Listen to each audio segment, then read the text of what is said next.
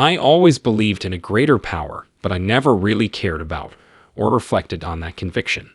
I was simply a regular guy who tried to follow the rules and enjoy life to the utmost. I felt helpless in the face of whatever terrible fate was about to befall me. Because I'm a visual learner, I have to see it to believe it. Just word of mouth won't cut it with me. I got my first deli sandwich when I was about 20 years old. My order was misunderstood by the person who made my sandwich. I was the one who brought up the ketchup. My response to his expression of sorrow was to tell him that everything was all right and that he shouldn't be concerned because no one is perfect. As we conversed, a lady sat silently by my side, taking notes. What she responded was, "Only God is perfect." "But I still haven't met God," I remarked. "When we eventually meet, maybe I'll know if he's perfect." She smiled at me as I ate my lunch and left. I experienced a near-death experience in a park in Midtown Manhattan after some time had passed. 3 other people I met at the program were also there. I had no personal relationship with any of them. We were just watching from our perch on the lawn. My heart was racing and I was struggling to breathe. I got down on my hands and knees on the grass so no one would notice. I told myself that whatever was going to happen, it will happen. I ended up trusting my gut. And tremendous excruciating tug pulled me beneath the surface in an instant. It drew me down into hell while appearing 1,000,000 times stronger than gravity. I started to fight back against this force by trying to twist my body away from it. The more I fought this force, the more furious it became. I could not endure the pain. It occurred to me, how can anybody endure this type of pain without dying or exploding? Despite my best efforts, I was unable to overcome this formidable force. I felt my life slipping away just then. A spiritual anguish was engulfing me. When compared to the hereafter, this earth doesn't seem real. Since I had exhausted all other options, I chose to give up. It was then that I gave in to the pain and calmed down. Looking up into the sky, I saw a brilliant light descending from above. Despite being 10,000 times brighter than the sun, I could not help but stare straight into the light. Light was born out of love. All my deepest longings were satisfied when I placed my faith in Jesus Christ as Lord and Savior. He was instantly recognizable to me. Jesus Christ said, "I am the light of the world," John 8:12. "I will lead those who follow me into the light so that they may not walk in darkness." Again, Jesus told them. Looking into this flawlessly beautiful, magnificent, loving, and worthy light made me feel unworthy. I was completely overwhelmed. My ability to communicate my ideas to the light went out the window the second it happened. It was as if I received a telepathic revelation. I had never aided you before. I simply could not accompany you, no matter how much I desired to. So please, whoever is going to adopt me, do it now. Please put an end to the pain. I was experiencing both pleasant and bad things at the same time. I was acknowledged by the light as I thought. At that point, my spirit departed from my physical form and flew into space.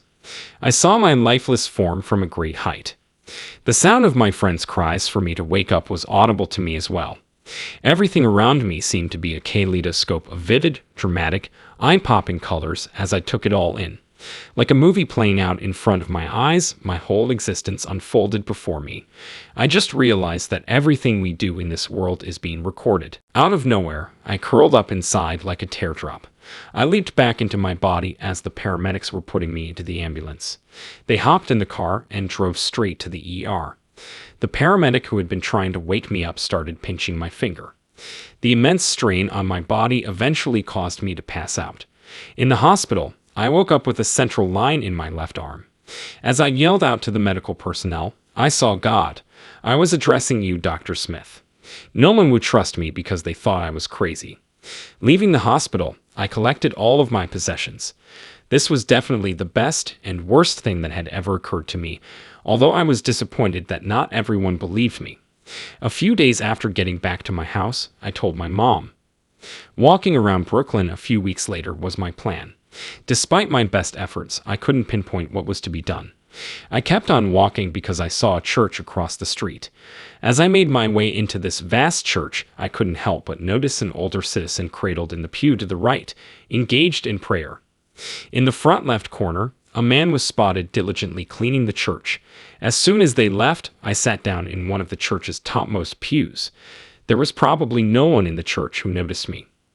Consequently, I stood up and walked to the front of the church. I humbly bowed before the enormous cross and pleaded with Jesus Christ for forgiveness. I deeply regretted it. A heartfelt apology is in order for what I've done. As I sobbed hysterically, I begged God to forgive me.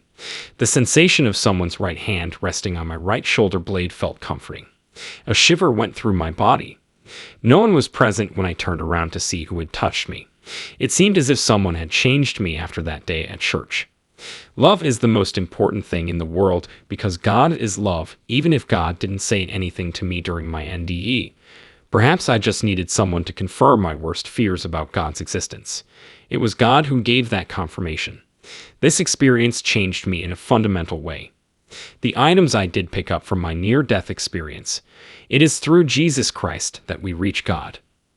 In John 14:6, Jesus said, "I am the way, the truth, and the life.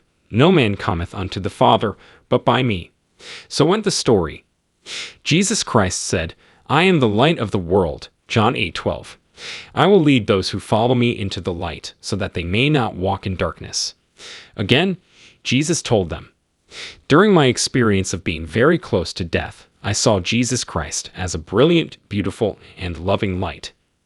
Every facet of existence is recorded. This is stated in Luke 8:17.